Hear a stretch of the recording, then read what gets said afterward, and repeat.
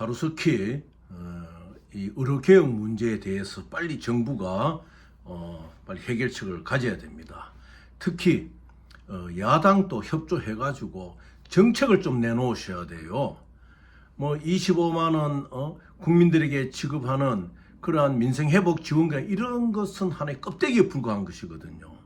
뭐 이재명 대표가 제대로 된 정치인이라면은 제대로 된 어떤 수권 능력을 가진 앞으로 예비 후보라면은 빨리 이 의료개혁 문제에 대해 가지고 정책을 내놓아야 돼요. 지금 아무 정당도 내놓지 않잖아요. 그러면서도 자기들은 개혁을 한다, 무엇을 한다 하지만 이것은 하나의 그냥 울리는 꽹가리밖에 안 되는 것이죠. 빨리 정책을 내놔야 됩니다. 빨리 의료개혁에 대한 정책을 내놓는 정당이 참으로 민의에 가까워지는 정당이거든요. 그런데 이번에 법원의 결정에 의해서 일단 소강 상태에 들어갔지만은 정부 자신도 반성을 해야 됩니다. 지금 정부 내에 이 의료 정책을 끌고 나가는 팀들이 제대로 이 의사들에 대한 심리적 상태라든지 이러한 백그라운드를 잘 모르는 거예요. 그러면 어떻게 해야 되느냐? 이번에 국방의대에 대한 거는 상당히 진취적인 이제 아니거든요. 그럼 국방의대로 간다. 한 300명 규모로 국방의대로 간다. 그럼 군이 가지고 있는 특수한 여건과 특수한 환경, 특수한 또 그 목적을 이루는 과정 속에서 그 의무 계획이 달라지잖아요. 그와 마찬가지로 국방의대 또 산업의대 신설도 나가야 돼. 이것은 의협하고는 관계없는 일이거든요. 정부가 갖고 있는 어떠한 하나의 계획과 정부가 갖고 있는 프로젝트 추진으로 갈 수가 있는 것이니까 산업의대의 신설에도 힘을 써야 돼요. 산업의대가 왜 필요하냐?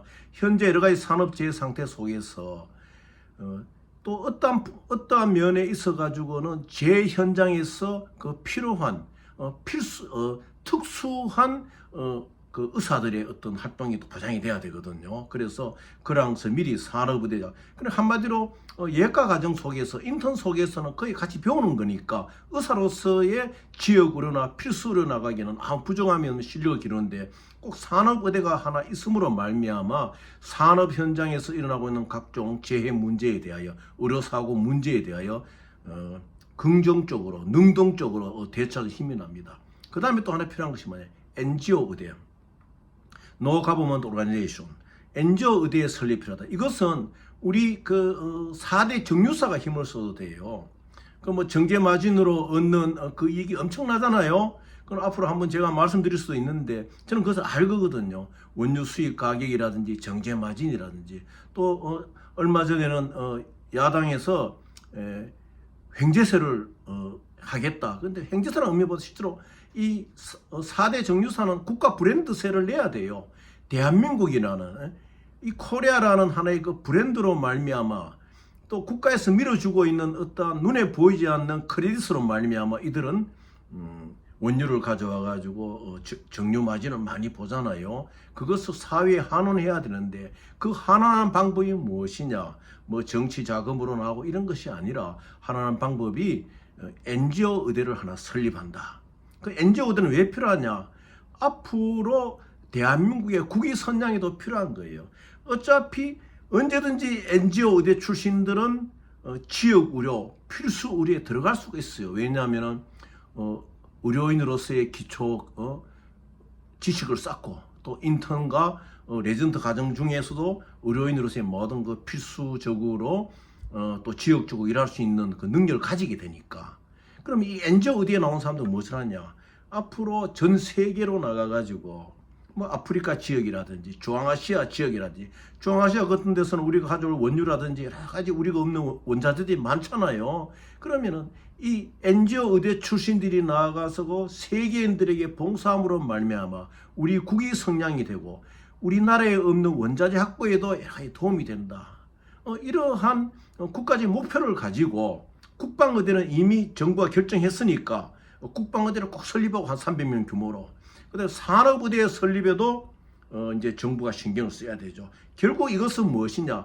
정부가 이 자체적으로 2,000명 의료인 증원을 할 수 있다는 근거에 의해가 인프라를 가져야 되는 거예요. 아니, 더 나아가서는 인천에다가 인터내셔널 의대도 세워야 되는 거예요.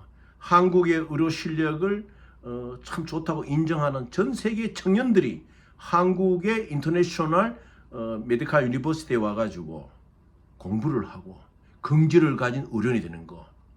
좀 이 폭넓게 봐야 돼요. 대통령이나 보건복지 관계자들이. 그래서 이 2,000명이라는 증언을 현재 일하고 있는 KMA하고 싸울 것이 아니고 정부가 인프라를 구축하고 국방의대는 잘한 거예요. 국방의대를 하고 산업의대를 하고 그다음에 엔지오의대를 또 해나가고 엔지오의대 그럼 재원은 어디에 있느냐? 정유 대한민국 4대 정유사가 갖고 있는 벌어들이고 있는 마진으로 해도요. 엔지오 의대 하나 정도 충분히 해나갈 수가 있습니다.